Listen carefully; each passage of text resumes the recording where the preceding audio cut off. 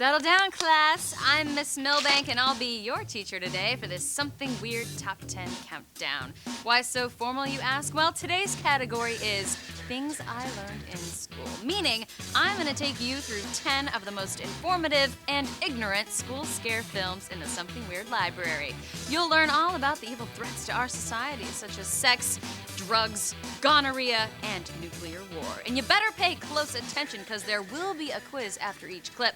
So sharpen those number 2 pencils, and if you don't behave, well, that's what the ruler's for. This clip is from the film entitled The Toy Maker. Now, I don't know what is creepier, the weird puppets, the guy with his hand up the weird puppets, or the song they all sing together. But I think it has something to do with loving your fellow man. Too bad that message is lost in the weirdness. You'll see what I mean. How do you do? I'm so glad you are here. I want to tell you a story about 2 puppets I made. Puppets, you know, are just empty dolls. There is nothing to them but a head, 2 hands, and a shirt. You do what? Well, you better not hit anybody with that stick, boy. Ow! Ow! Ow! Put it down! No! Ow! Here! No! Not that! No! Let go of my ear! Let go of my ear! No!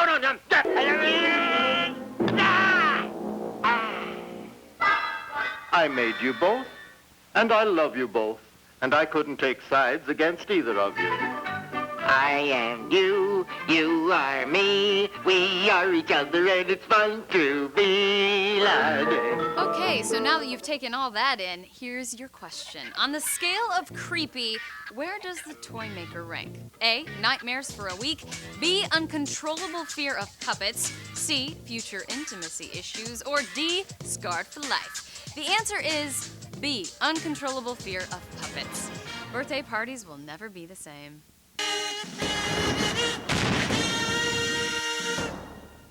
Up next is a very special film entitled The Innocent Party. After a swinging night with some city girls, this high school Romeo picks up a case of VD and unknowingly spreads it to his lily-white girlfriend. Ooh, that's gonna burn.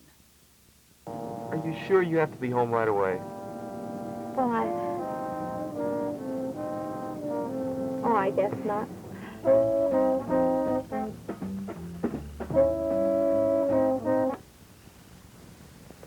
Betty.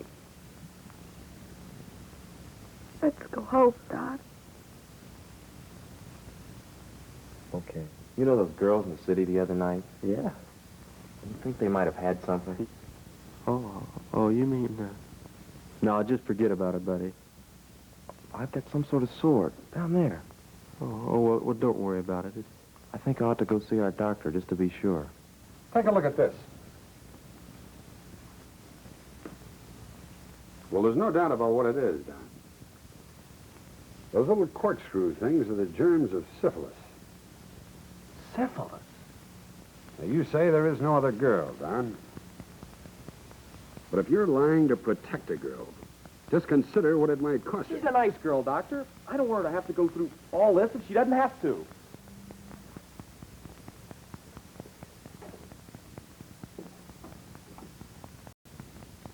And be thankful he brought you before it was too late. Now, we've caught this thing in time. You may be right, Doctor. But right now, I'd rather be dead. Okay, here's your question. Which of these historical figures were believed to have suffered from syphilis? Is it A, Adolf Hitler, B, King Henry VIII, C, Ivan the Terrible, or D, all of the above? Fortunately, the answer is D, all of the above. Ooh, it's like the dictator dream team of VD. Nasty. I always thought only squirrels and maintenance workers got electrocuted by power lines. But apparently in the 1960s, children were at high risk of getting zapped too. Maybe that's because back then they actually went outside and played with kites and climbed trees instead of sitting on their couch watching on-demand cable and eating cheese puffs. If you get too close to a wire that's carrying this electricity that you can't see or hear or feel, it can hurt you as badly as if you were hit by an automobile and it can burn you as severely as if you fell into a bonfire.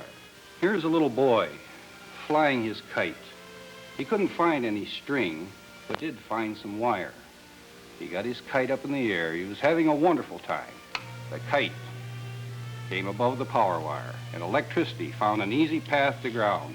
Through the wire, through the little boy's body, and he was killed. But one night there's a storm, and a wire falls on the fence around the corner where the little boy can't see it. But this time, when he touches the fence, he completes the path from the wire, through the fence, and through the little boy's body to ground, and he is killed. It isn't possible to have a sign such as this on all wires. But we hope that when you see a wire, you'll remember danger, high voltage. I'll never fly a kite in a thunderstorm near a power line ever again, I swear. Speaking of which, when Ben Franklin discovered electricity that fateful night, what was he trying to invent? Was it A, the electric Franklin stove, B, the electric farmer's almanac, C, the electric bifocals, or D, the electric political cartoon? The answer is, of course, A, the electric Franklin stove. Unfortunately, central heating was invented in 1782 and Franklin abandoned his idea. Bummer.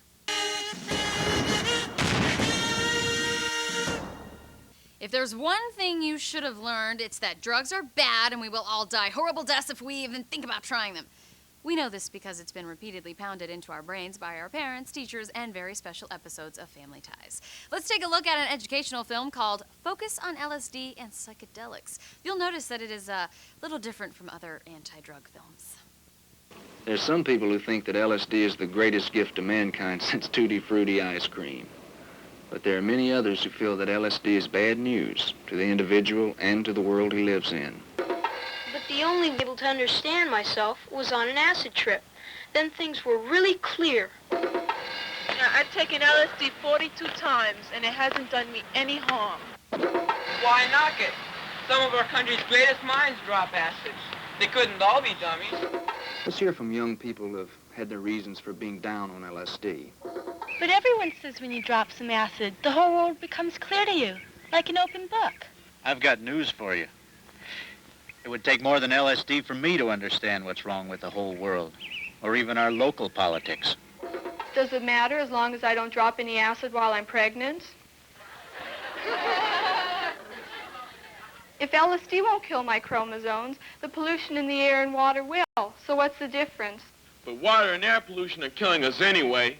Well, that could be. But I don't agree that we should just sit back, swallow some acid, and say, well, man, pollution's going to kill us anyway.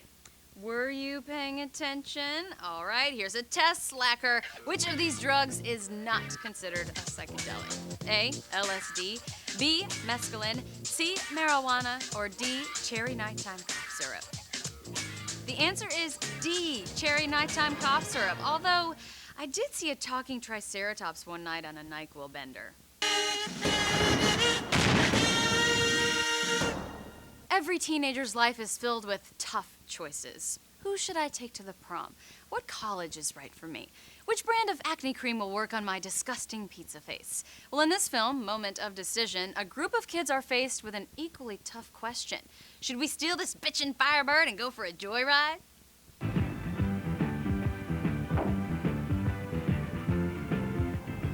Hey, you guys, look at this.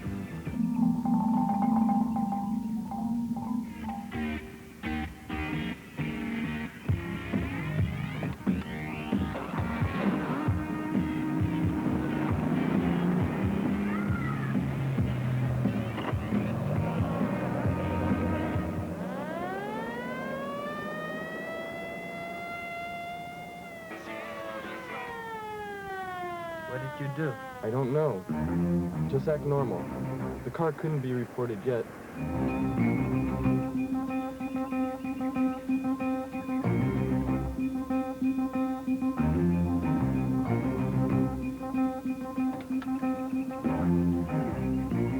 Our backgrounds influence every decision we make. But the responsibility for weighing the options and choosing among the available courses of action belongs to us alone.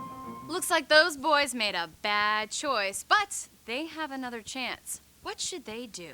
A, lead cops on a high-speed chase on the 405. B, make a plea bargain with the DA. C, plead insanity. Or D, call their friend Tommy, whose dad is friends with the judge. The answer is obviously D, call their friend. Part of growing up is being held accountable for your actions and then using a friend, family members, or money to avoid any serious trouble. OJ did it, so can you.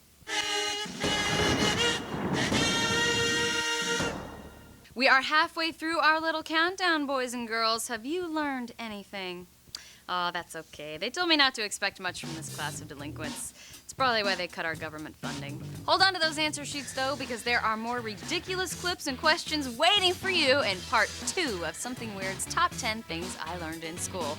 All you need to do is click. Don't be late, though, or it's detention.